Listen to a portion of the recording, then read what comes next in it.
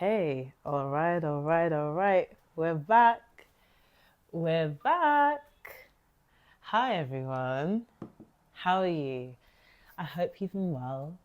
It feels like it's been a minute since I've come on here to talk about books, and I did post a video a couple of weeks ago, which was very spur of the moment, but to actually be sitting down in this space with my cup of tea, talking about books to you feels so nice. So thank you for stopping by.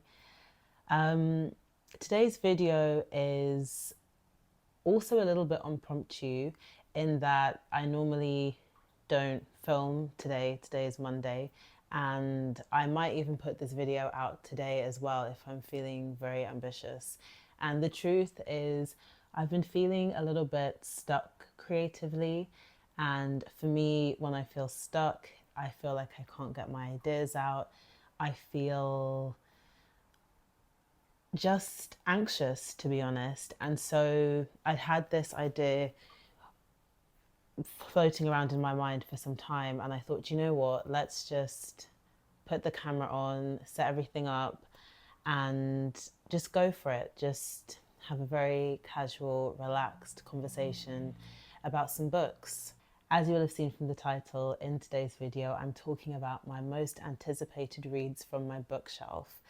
So my bookshelf lines the walls over here, and there are books that are just staring at me. And there are books from this pile that I would say are minimum over a year old. I would say some are maybe even pushing a year and a half old, and they need to be read. And you know what? They are gems. There are other ones that I haven't picked, but I have some good material here. So while I'm not doing a formal no buy year for 2025, I would like to make more of an attempt to get through some of these wonderful books here. So without further ado, if you haven't already got your tea or whatever beverage you would like, please go and make one, come back, and let's have a nice cozy chat about some books. Okay, so my first two, I'm grouping them together, are two Toni Morrison books. We have Jazz and we have Song of Solomon. I might have mentioned in my first video, but I'm trying to read a Toni Morrison a year. I feel like her books need a certain amount of time to breathe in between them, and there's just so much to absorb and to reflect on and to think about. And so last year was Beloved, and this year I'm choosing between these two books.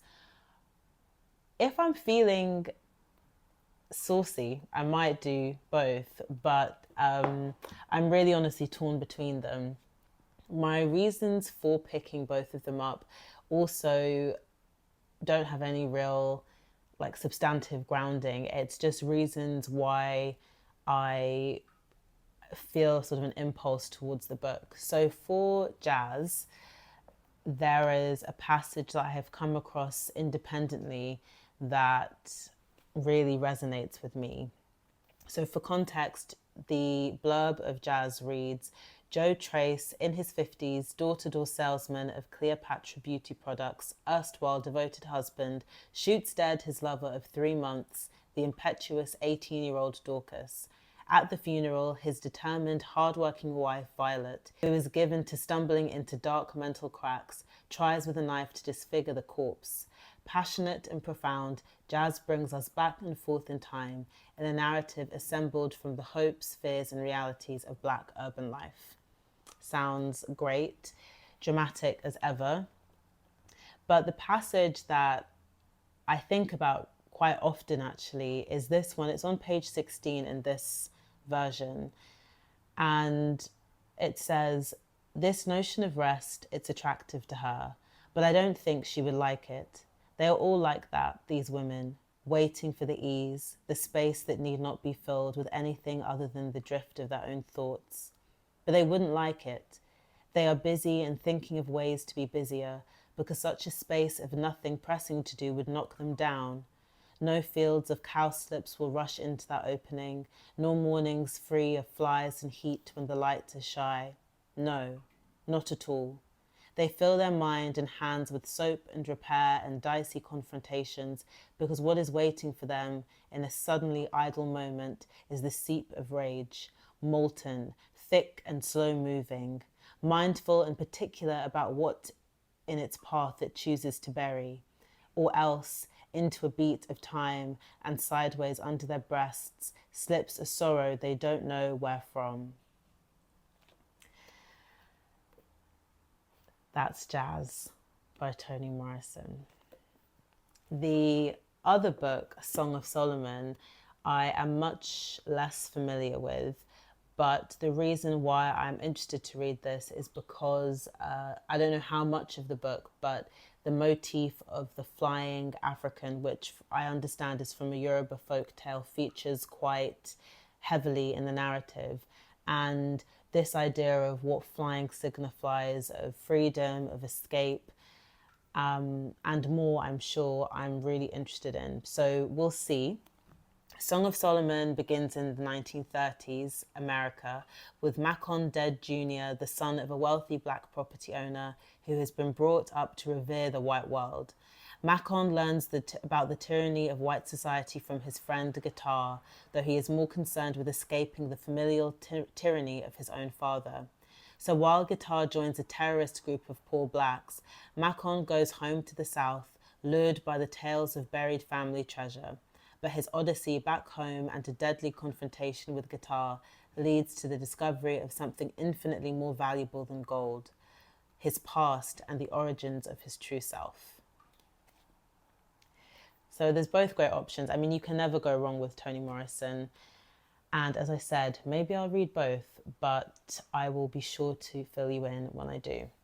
Okay, I can hear my kitchen tap dripping, so let me just turn that off properly because it's really annoying me, and I will be right back.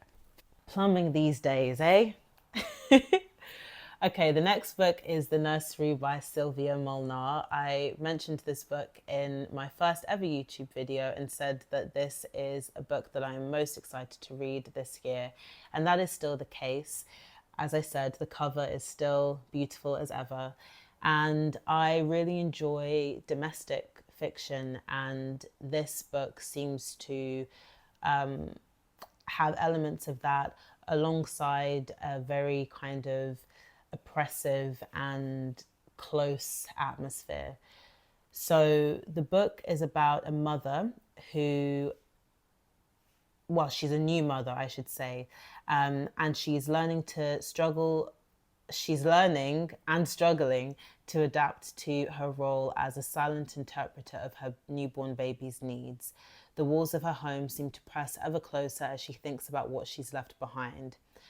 A lifeline emerges in the unexpected form of Peter, her ailing upstairs neighbour, who hushes the baby with his oxygen tank in tow. Both are confined to the oppressive apartment building. Both are running out of time. So I'm really excited to read this one. And I actually got The Nursery from an Oxfam bookshop. If you aren't from the UK, Oxfam is international. Yeah, anyway, I don't know if they have them in other countries, but we have Oxfam bookshops here, and they always have such great finds. And so I got The Nursery from there, and I also managed to find Isabella Hamad's Enter Ghost there as well. This is a book that, when did it come out? I want to say 23, 22. Oh, yeah, 23 was the hardback. And it's a book that has gained a certain amount of traction for obvious reasons. And I'm really trying to read more Palestinian literature. There's actually another one here as well that I will mention shortly. But Enter Ghost is about the production of Hamlet in the West Bank. And so we follow an actress, Sonia Nasir, who returns to Haifa to visit her older sister, Haneen. On her arrival, she finds her relationship to Palestine as fragile, both bone deep and new.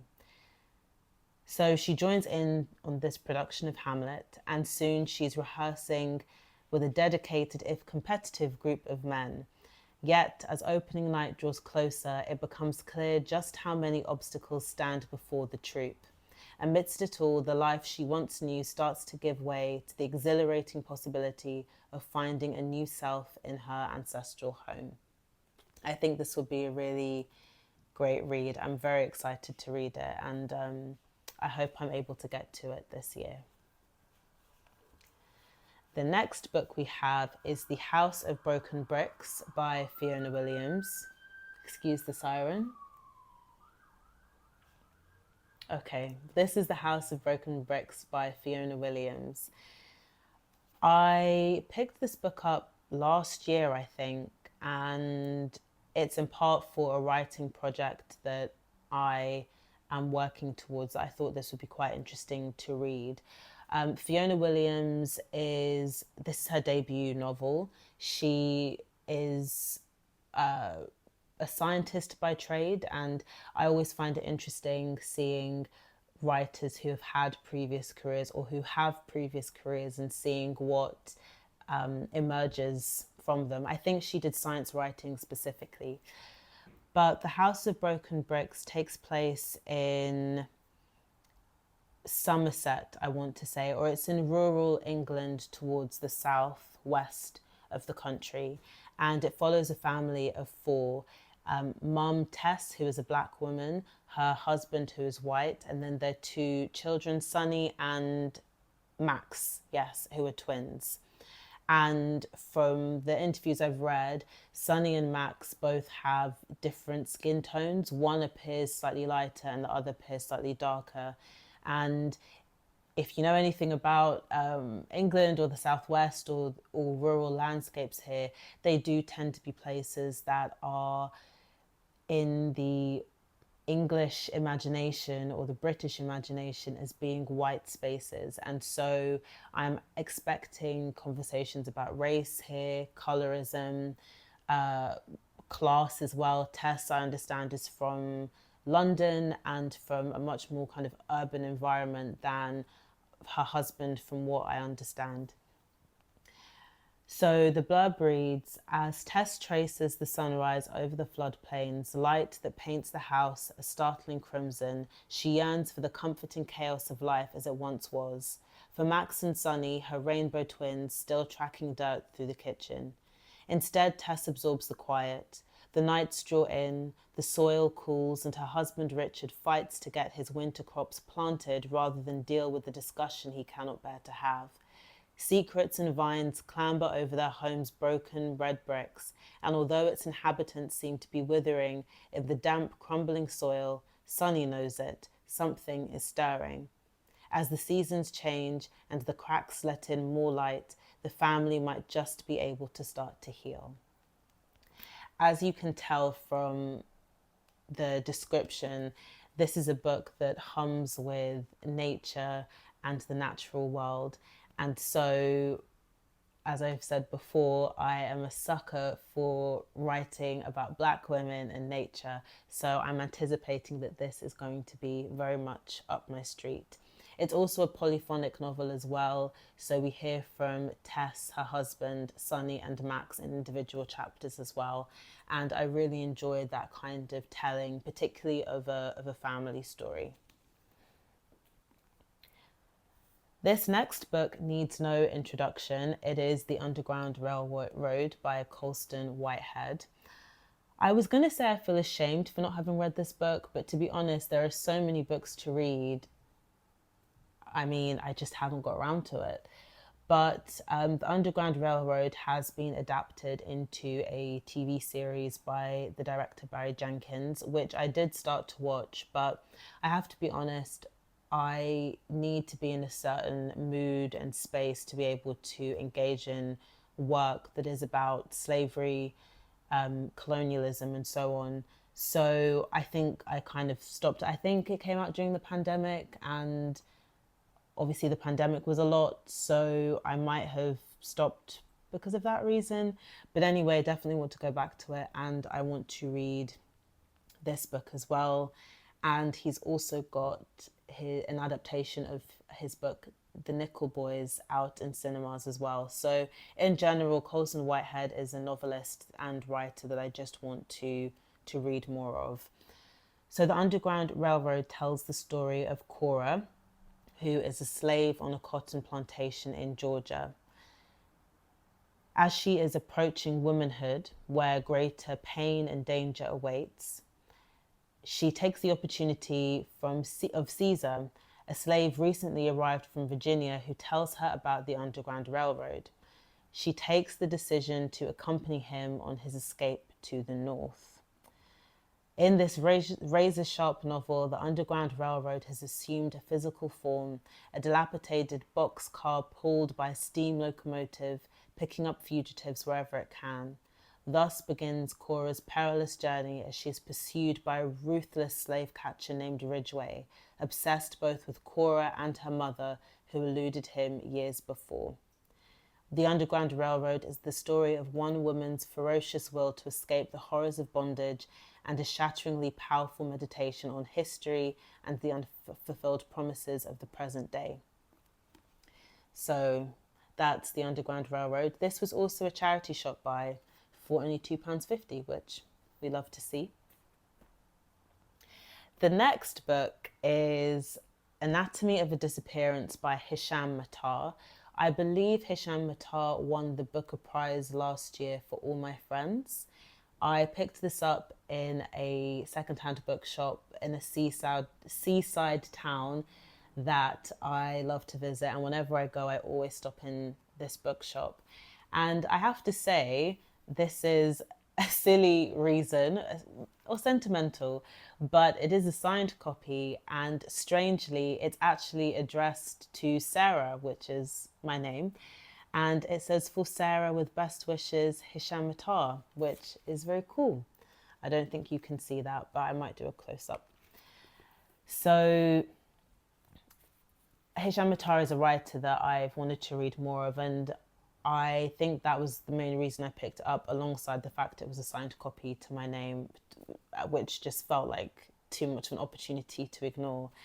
But picking this up again, I'm reminded actually of the story of the book.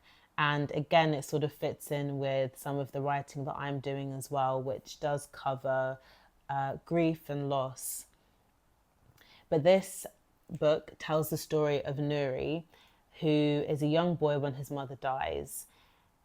It seems that nothing will fill the strange emptiness that her death leaves behind until Mona. So he meets Mona and becomes so consumed by her. But it's Mona who then falls in love with his father rather than him. And the son, Nuri, just wants to get the dad out of the way because he's now with this woman that he wanted to be with. And it seems that father passes away or something happens to him. And so he is now left with Mona, his previous love interest, but now his stepmother. And they both begin to realize how little they really knew about the man that they loved. In a voice that is delicately wrought and beautifully tender, Hisham Matar asks in his extraordinary new novel, when a loved one disappears, how does their absence shape the lives of those who are left? I think this will be really interesting, so I'm very excited to read that. It's funny, there's a book, I think it's at the bottom, that I said was going to be my next read, but now I'm going through these, I'm thinking, actually, I want to read all of them.